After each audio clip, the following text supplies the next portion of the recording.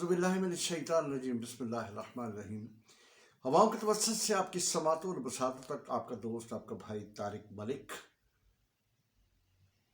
Rabbi इश्रह ली सदरी व यस्सिर ली अमरी वहलुल उक़दतम मिन लिसानी यफ़क़हू क़ौली। Rabbi ज़िदनी इल्मा rabbi ज़िदनी इल्मा rabbi ज़िदनी इल्मन कसीरा। दोस्तों, इंतहाई माज़रत के पिछले जुम्मतुल मुबारक में तबीयत की ख़राबी की वजह से और अजीब व गरीब कशमकश एक रही, जिसकी वजह से मैं रिज़्म हक़ व बातिल की किस्त नंबर 27 आपकी खिदमत में पेश न कर सका।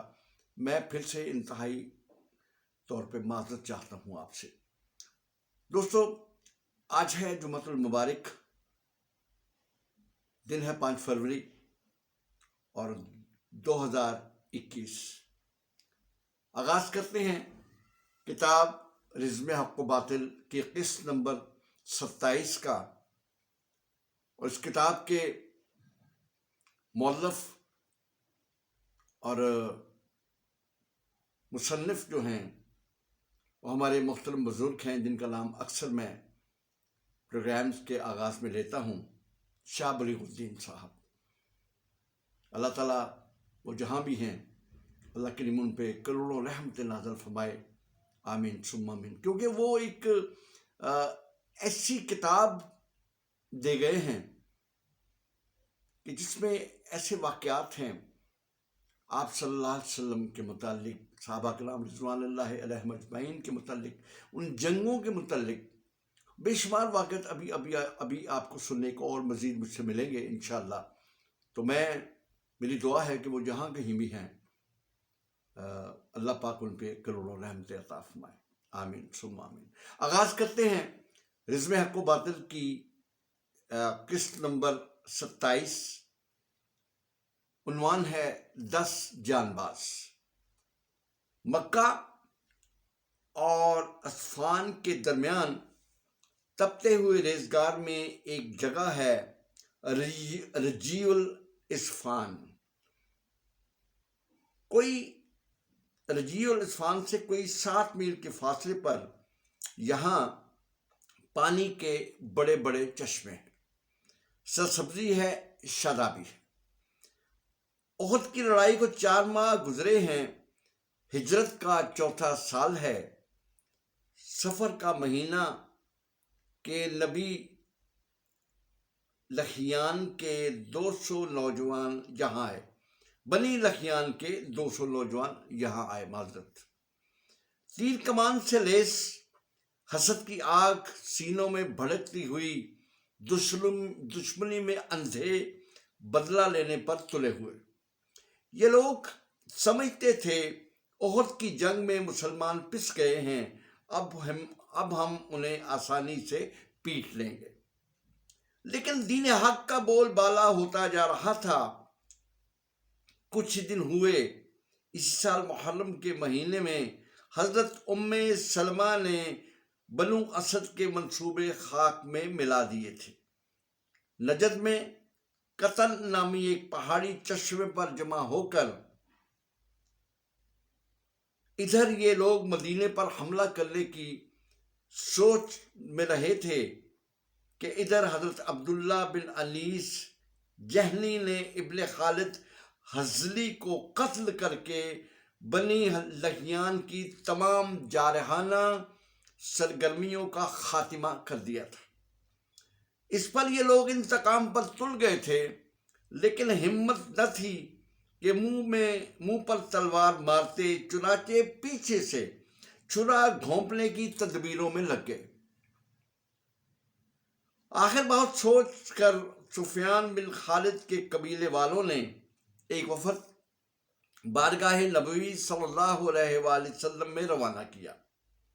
असअल और कारा के लोग भी साथ थे।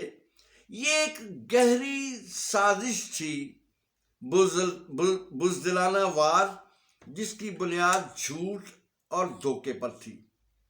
अज़ल और कारा मुसलमान न थे, अलबत्ता कबीला खजीम के पास ही रहते थे। جو ایمان لے آئے تھے۔ موقع کے لحاظ سے اب یہ لوگ مسلمان بھی بن گئے۔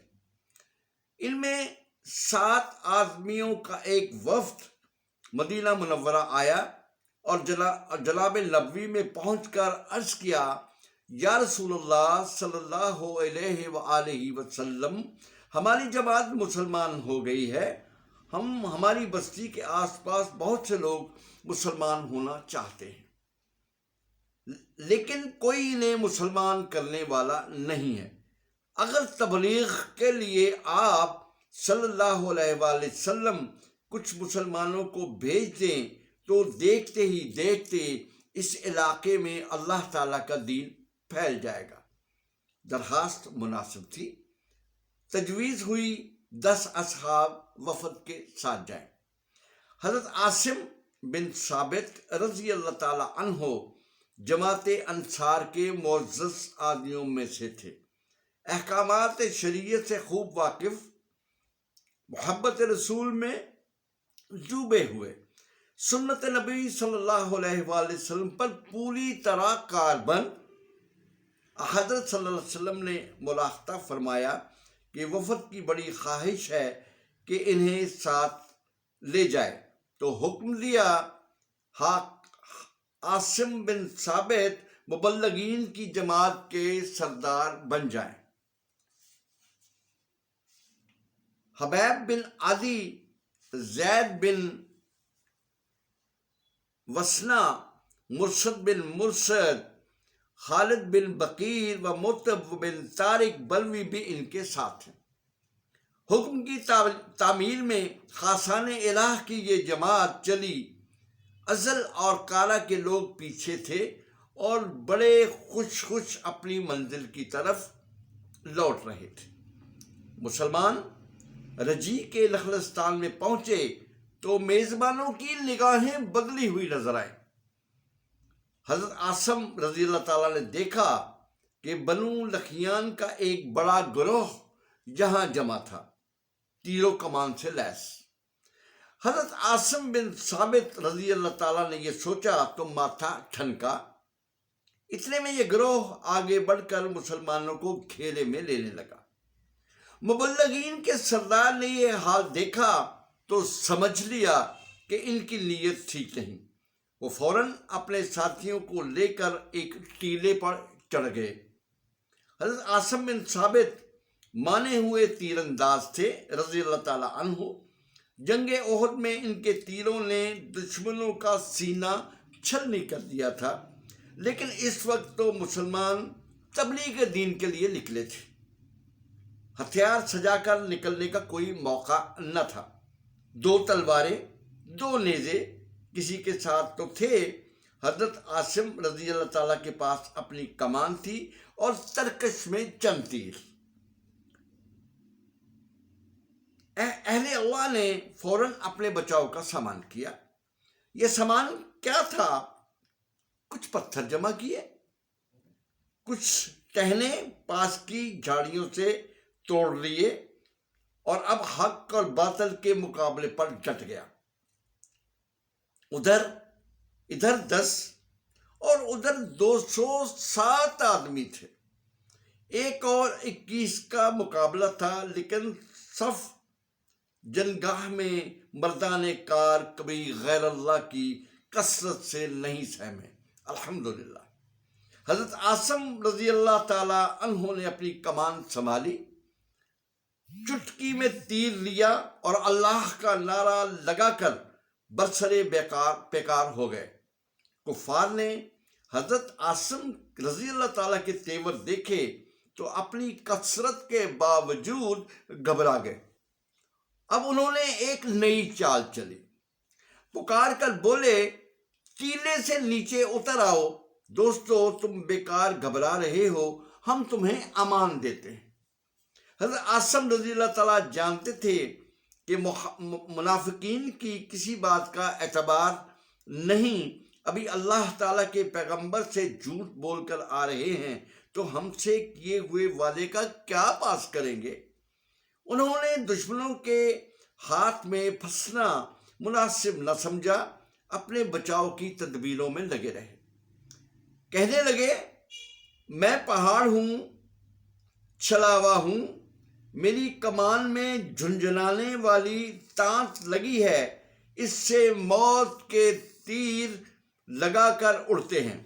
میں کس لیے تمہاری باتوں میں آؤں؟ اول مرنا آخر مرنا، پھر موت سے کیا ڈرنا؟ وہ تو ایک نہ ایک دن آ کے رہے گی، آؤ دو ہاتھ ہو جائیں۔ سلافہ بنت سعد مکہ کی ایک مالدار عورت تھی جو اسلام دشمنی میں اپنے مردوں سے بھی پیش تھی۔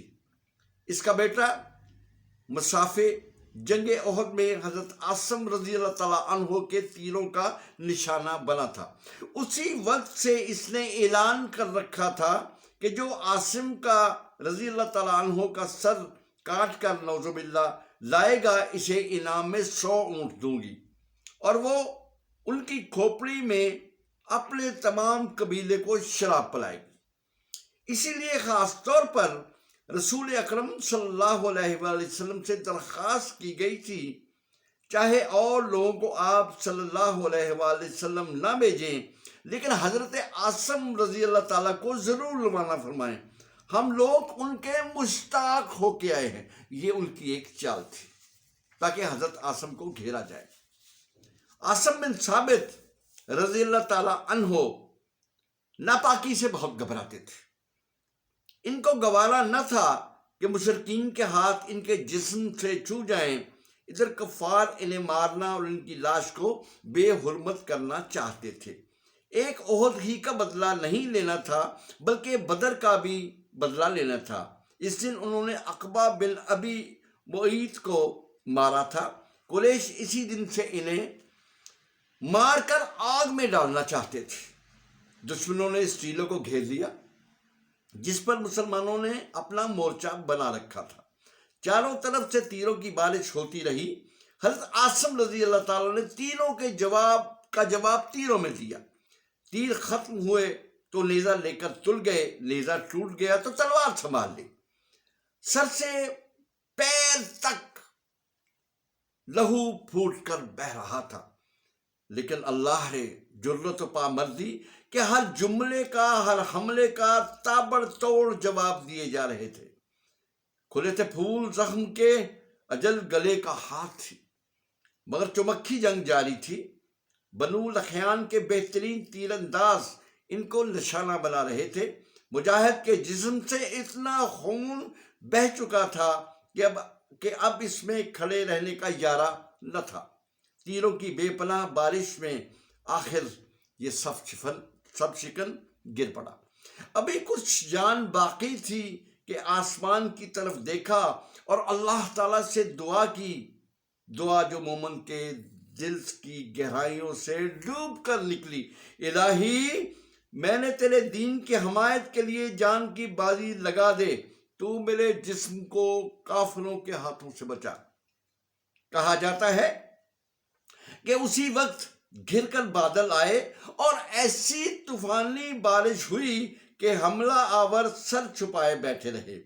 جب باد و بارہ کا یہ طوفان ختم ہوا تو حضرت عاصم رضی اللہ تعالیٰ کی لاش ڈھونڈنے کے لیے یہ لوگ نکلے تاکہ ان کا سر کاٹ کر سلافہ بنت سعد سے انعام لیں اور جسم بیچ کر قریش سے داد پائیں، لیکن قدرت کی طرف سے تو کچھ اور ہی انتظام ہو چکا تھا۔